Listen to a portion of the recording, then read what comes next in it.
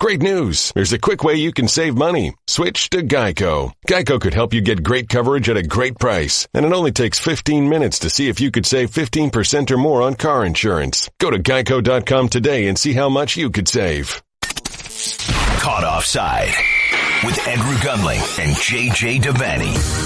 Oh, yes! Caught Offside from the Upper West Side of Manhattan. Andrew Gunling and JJ Devaney. What's up, man? I'm balmy. It's a balmy day. I know. Weird, right? Yeah, I know. Mid-70s today. Yeah. Unbelievable. And tomorrow it's supposed to be in the 30s. So, a nice little 40-degree swing in 24 hours. Yeah, and you know what? March is upon us, and March can be really cool as well. It's strange. Don't rush life along. It's only February 21st. I know. March is still over a week away. Well, over a week. You sound like a man who has so much to do he doesn't want to even think about March. I'm just saying, children grow up so quickly. Life, it zooms before you. Don't rush it away like this. It's interesting you say that because Jose Mourinho tonight in the Champions League, Tony O'Donoghue of RTE annoyed another manager. This time it was Mourinho on an issue of Pogba, which I'm sure we'll get to. And Mourinho responds about the next game. He goes, Tony O'Donoghue said, so will Pogba start the next game? Next game is 2 months away. and walked off. Beautiful. It's a perfect response. Worry about tomorrow. How about that? What a show we have for you today. 2 shows. Yes. Well, this is, of course, the first of those shows. As always, we have a couple podcasts out for you. And this one covering the Champions League. We're going to be joined coming up pretty soon by one of our favorite people, Andy May of BT Sport. He was at a couple Champions League matches last week. He was in Madrid for PSG and Real Madrid, and he was in Basel for Manchester City's destruction. The beatdown in Basel. Of FC Basel. And then City got theirs by Wigan, which we will touch on later on in the program as well. Former Sligo Rovers manager.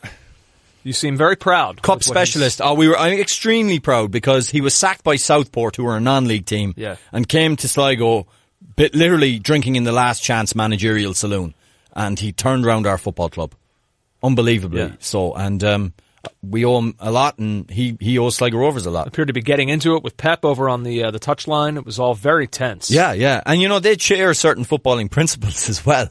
The two baldies.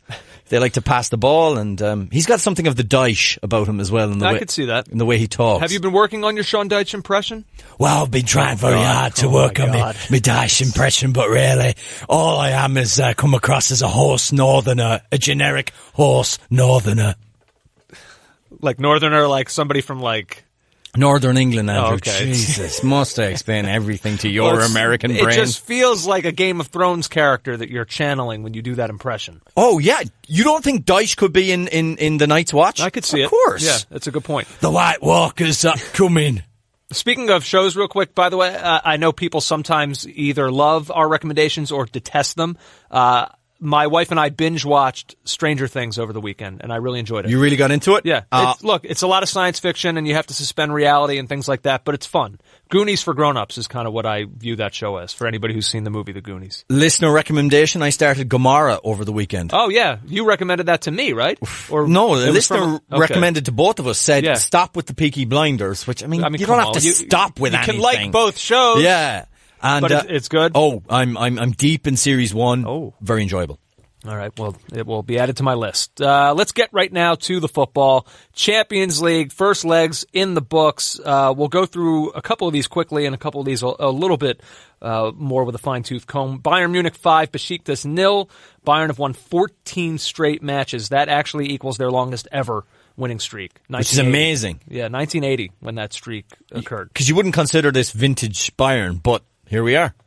Are they flying under the radar as much as Bayern Munich can? Kind of do this every season, though. It's don't weird. You feel? Well, they go to the semifinals every year in this competition. And the first resistance they meet. Although I feel we should probably feel different considering who's in charge now. Jupp Heynckes is the last man to bring them all the way, so maybe it's time to review things. I think the big story come out of this was everyone freaked out a little bit about James coming off on 44 minutes, which was weird, and it didn't look as if he was injured, but apparently it was a slight calf strain, and their doctor, Muller-Wolfhard, who is famous across Europe, if you've got a problem, a persistent problem, you go to Dr. Muller-Wolfhard, he said it's nothing serious. That is one of the all-time great German names. That's his last name. I can't think of his first name. Oh, so, Muller's not his first name? Muller-Wolfhard. It's double-barreled at the end. That's phenomenal. Unbelievable. Oh, my God. But Bayern are running.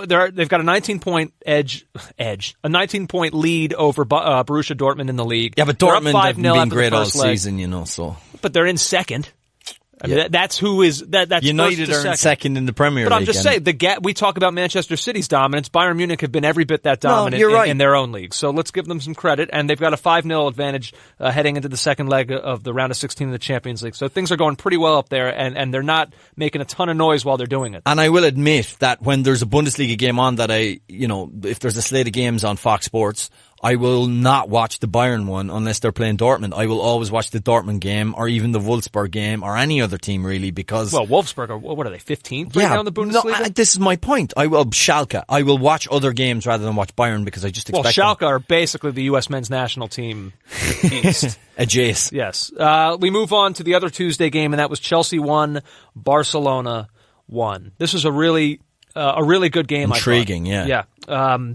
Obviously highlighted by what occurred late on. Lionel Messi had literally no success, at least from a goal-scoring perspective, against Chelsea. He broke that late in this game. That's a dangerous ball, and Iniesta's onto it. Iniesta tees up Messi! And just like that, Barcelona are level. It's the first mistake by Chelsea, and they are punished by Lionel Messi. Chelsea 1, Barcelona 1. It was his 9th game against Chelsea. Finally, he gets a goal, and right on time. He's now scored 18 goals, Lionel Messi has, versus English opponents in the Champions League. That is, not surprisingly, the most of all time. Second on that list is Cristiano Ronaldo with 11. Messi has typically done very well against English opponents. Chelsea weren't one of them, but he can now say, and that was an enormous goal. It wasn't just like, oh, finally Messi, he's got the monkey off his back. He scored against Chelsea. No. That was a huge moment in this tie. And I think, look, I don't want to put the cart before the horse, but I in my head right now, it propels Barcelona into being the side that I think are going to go on and win this one. No, it's advantage Barcelona. And can I just say that as bad a pass as Christensen made, and it was a mistake, and he did have a good game, but the speed of thought of Iniesta to be on that like a flash, to nip it in front of the next defender and then to cut the ball back perfectly, almost a no-look pass, straight into the path of Messi, who finished low and hard and no, they everything are about it was still great. Yeah. They are great to watch. And even times during their dominance where they didn't create a ton of chances in the first half. In fact, Willian had the two best chances. Even still, joy to watch. Isn't it weird with Iniesta? I was watching the game with somebody here, RJ, who's not really a soccer fan, and he looked up and saw Iniesta after that goal happened and Iniesta was subbed off, and he said, is that guy 75 years old? And I said, oh, no, but he's getting up there. And then I went just to check and see, he's actually younger than I am. He's 30. Now, only by a couple days. He's 31 or 32? He's 33. Okay. My birthday was May 2nd, 1984. His is May 11th, 1984. Yeah, but he's by a few days. But he looks like he could be 45. He looks like a bank manager who's just kind of on his way home. It's like it's kind of disheveled. It's been a long week. He looks like Friday morning guy after the Thursday night drinks, work drinks. But it just feels like, because he's been around forever and he's been so good and so consistent for so long, you just kind of feel like he could have another 2-3 years possibly at playing at this level. Yeah, and I'm trying to think of his injury record. I don't think he's had anything, profound like a cruciate or a hamstring or tear or anything major like that. So, that obviously helps him and is in his favour from a physical point of view. But if this house of cards for Barcelona, when it eventually comes crumbling down because everything comes to an end, as you know, Andrew, it'll probably be him. His moving on or his retirement will definitely be one of the factors that brings this to an end, that closes down the great era of Barcelona teams. Definitely be him as opposed to what? As opposed to I think Barcelona saying we've had enough of you? No. I mean, when he is eventually, for whatever reason, either retirement or injury or he moves on, that is the end of Barcelona because he's just so integral to what they do. One of the interesting elements of this match, and we'll talk about this with Andy May coming up, but I want to get your take on it as well. When the team sheet was released for Chelsea, it raised a lot of eyebrows. They go out in the summer transfer window, and I know they didn't get their number one target in Romelu Lukaku up front, but Alvaro Morata was certainly not a bad second choice. And for him to not be playing, and then for their most recent acquisition in the January window, Olivier Giroud to not be playing, and they've now moved Eden Hazard into a central striker role. I'll tell you that I was very surprised to see it, and I'd like to know what you made of it. I was surprised at first because I think we all have just consumed the narrative that he likes a big man up front, Danny. He needs a big man. He could have gone cratchy over the January transfer. But when you stop for a second, it was horses for courses. Okay, they're not going to be able to do what they need to do against Barcelona if they play either Morata or Giroud.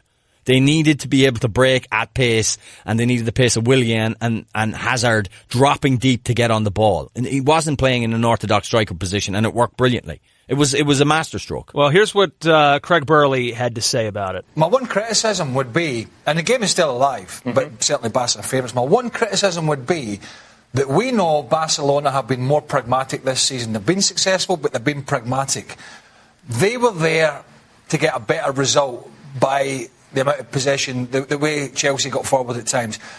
To not have any of your two strikers, in my opinion, particularly Alvaro Morata, in the biggest game of this season at home, I think was a bit of a buckle from the... That's a bit unfair, though, isn't it? If it wasn't for Chelsea shooting themselves in the foot, it wasn't for Christensen, they would have won this 1-0. That's ifs, buts and maybes. All I'm saying is, with Barcelona at times... But you're saying if buts and maybes if Giroud and Morata start. Well, if I'm buying strikers and I've got one of the supposed top strikers in Europe, I think I want to play them against Barcelona at home. But they were the better Champions team League today. Chelsea were the better team, and surely you have to take your hats off. No, they were the better on the counter-attack. I think they were a better team overall. Well, they were better on the counter-attack. What do you think? Well, he's answered his own question there, our beloved Craig. You can't do on the counter with Morata and Giroud what you can do without him. I don't know that I buy that. Oh, I think you absolutely I think with can. Morata you can.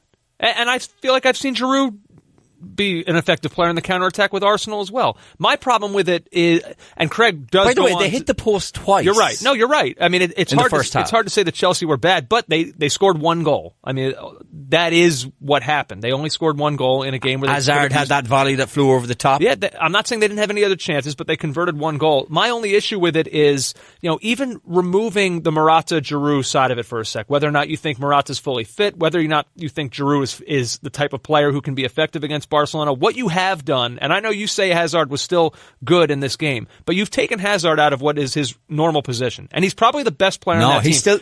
But now there's a ripple effect. So now when you move Hazard up into that central striker role, now Pedro has more of an emphasis in midfield, and he was essentially ineffective in this game. I mean, there is a ripple when you now take Hazard out of his strongest position, put him somewhere where he's not necessarily as